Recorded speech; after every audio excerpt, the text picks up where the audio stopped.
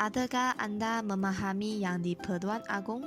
Marilah kita belajar bersama-sama. Adakah Anda tahu? Kebawa Duli Yang Maha Mulia Seri Paduka Baginda yang di Pertuan Agong merupakan gelaran panggilan penuh Baginda. Kebawa Duli Yang Maha Mulia juga bermaksud di bawah debu yang maha kuasa. Ia merujuk kepada bagaimana kuasa yang di Pertuan Agong adalah debu berbanding dengan kuasa Allah dan pemerintah selalu tunduk kepada Tuhan. Yang di Pertuan Agong adalah istilah lama untuk ketua, iaitu yang di Pertuan, bermaksud yang bertanggungjawab atau yang dinaikkan kedudukannya. Manakala Agong bermaksud tertinggi dan gelaran ini tidak berubah dan tersimpan di dalam perlembagaan. Jawatan yang di Pertuan Agong diwujudkan hasil daripada Suruhanjaya Raid yang merangka perlembagaan persekutuan sebelum Malaysia diwujudkan.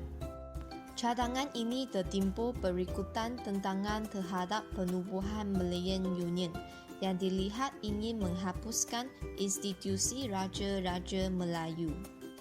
Pada 31 Ogos 1957, setelah gelaran yang di Pertuan Agong ditetapkan, Majlis Raja-Raja telah bersidang untuk mengundi pemegang takhta yang pertama.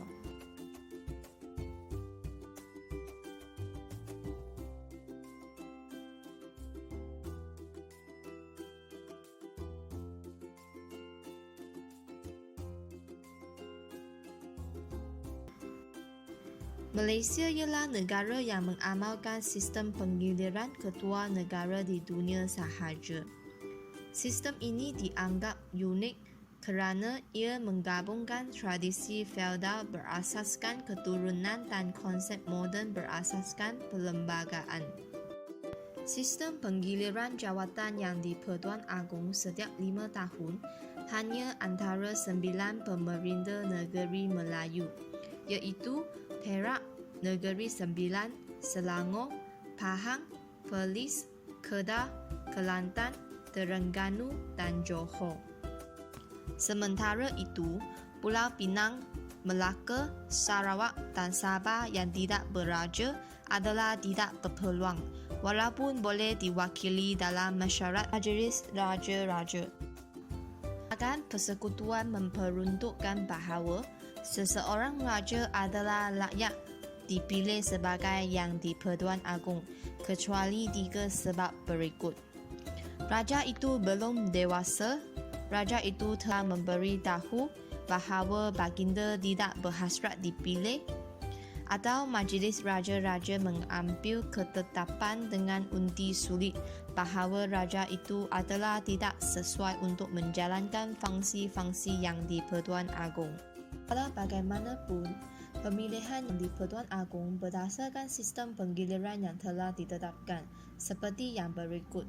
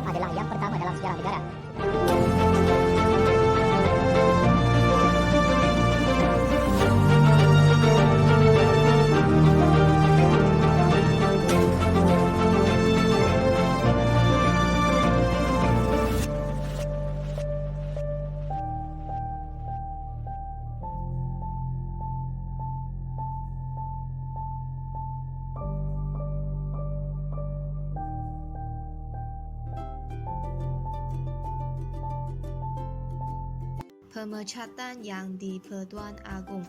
Yang di-Pertuan Agong hanya boleh dipecat daripada jawatannya oleh Majlis Raja-Raja.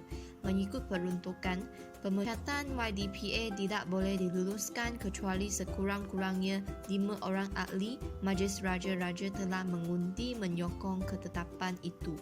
Soal pemecatan YDPA juga adalah berdasarkan kepada budi bicara Majlis Raja-Raja yang diperuntukkan di bawah Perlembagaan Persekutuan.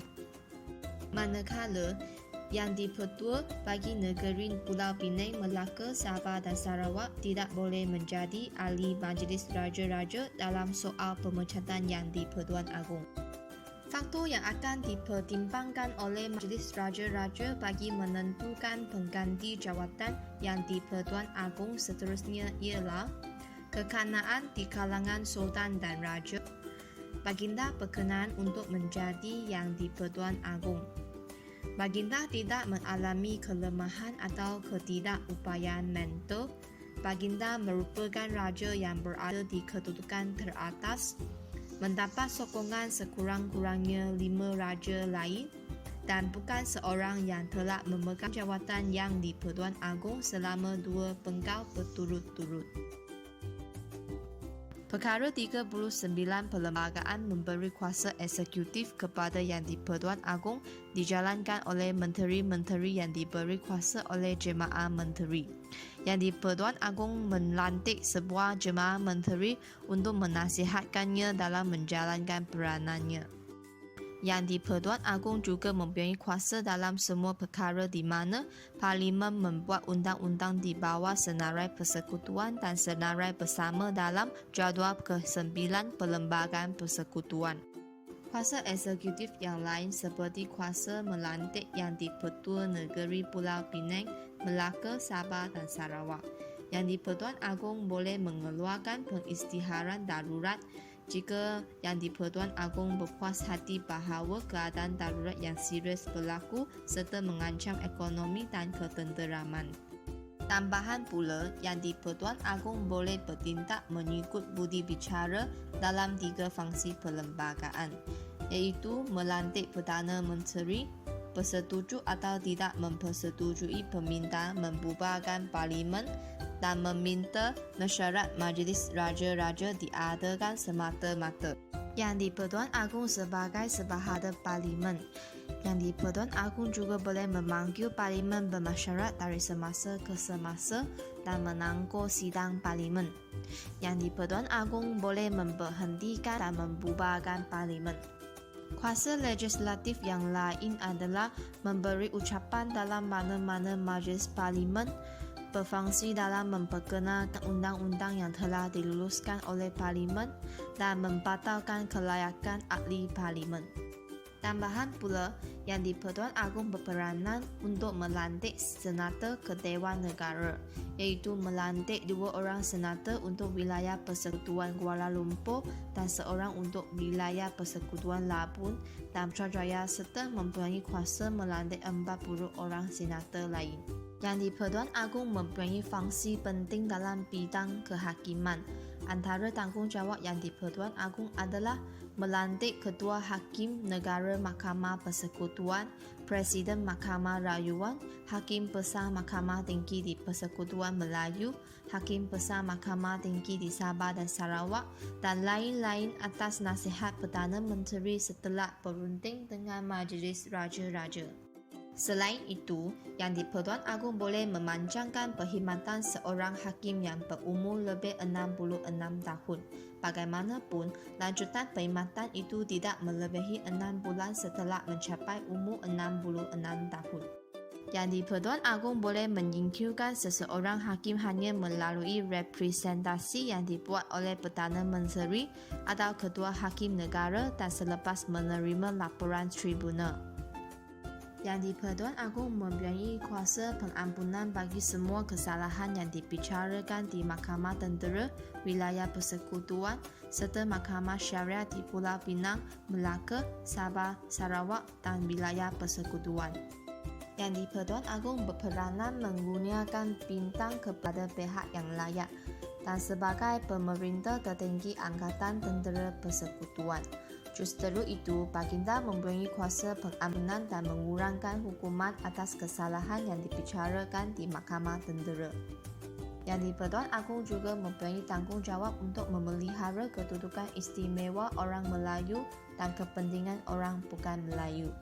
Yang di-Pertuan Agong juga berperanan dalam pelantikan perkhidmatan awam dan Suruhanjaya berdasarkan nasihat, seperti Suruhanjaya Pilihan Raya, sebahagian ahli Majlis Angkatan Tentera, sebahagian ahli Suruhanjaya Perkhidmatan Kehakiman dan Perundangan, Suruhanjaya Perkhidmatan Awam, Suruhanjaya Perkhidmatan Polis, dan Suruhanjaya Perkhidmatan Pendidikan.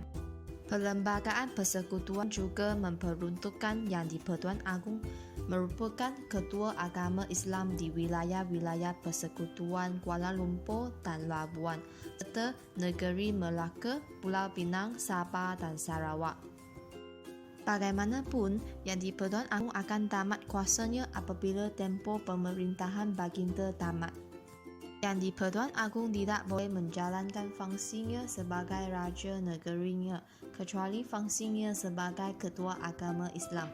Yang di-Pertuan Agong tidak jawatan lain yang mempunyai saraan, tidak boleh melibatkan apa-apa perusahaan komersial, tidak boleh menerima apa atau gaji yang dibayar kepadanya, serta yang dipertahankan persekutuan lebih daripada 15 hari tanpa persetujuan Majlis Raja-Raja.